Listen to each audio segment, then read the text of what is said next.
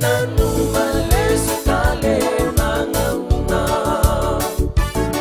boleh mula siapa tu mai, hena guna baru taki na yan rubangi ke bika. Na mau to mai buka tali tu na bisere waraki muni na guna baru taki ngo na yan rubangi enam pula FM. Nimbolo benaka, oya bika na isoro ranyo na to mani mai na bito na ka biki na tini keruai nong bangi lebu. Ena guna baru taki sekoya na yan rubangi enam pula FM, enam bandua, ena sere.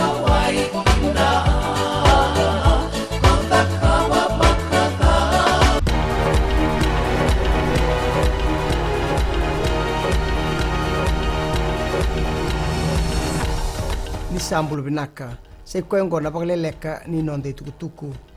bito toka na mata ni tu endo na takete membaleta na kena paglele itaki na kasinganga e kambura ke mali walala e na tolu sanga bulu na pasyente e na lomu ni tinika lima na ambaki miongo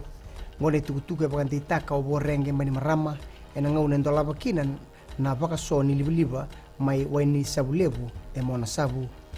e tuba katagatiko mbani marama mena rawata e dhiwa sanga buluka dhiwa na pasyente ni liba baka purei mai na kaukawani matanisinga se wai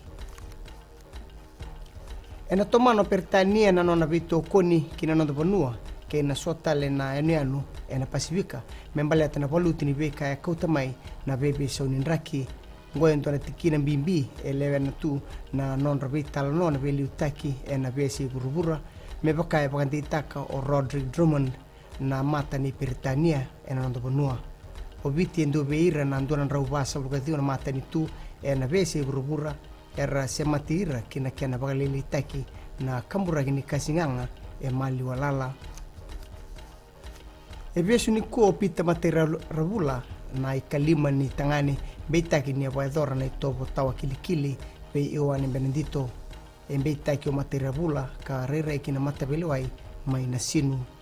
e na toriti wa besu me adoba na warombuka ni madho ka tumai kana ngai watau dikina na wakatulewa membaleta na kiana kiri na nona mbele mauti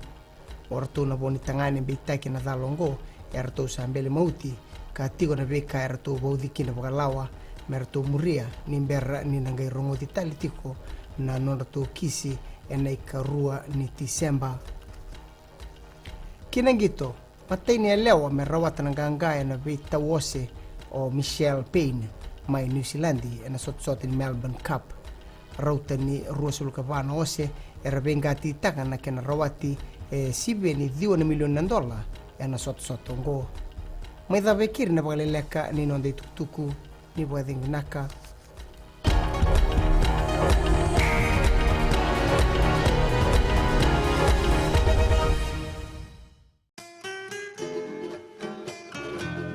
Imbula bina na turanga na marama na turbugi na ngone lewa. Imbula bina rangone. Kanuita kini marata itilon tapi tinggomi na bio liba ni Radio Fiji 1 na bai viti na bonga ni bianu yano. Oya upio ratuanga na mni daw ni bengravi. Na makia mai daw no kita tiri karua moni tiki na barumbuka. Ene wasini ngone baru taki kilo manikoro ilutu na karomo.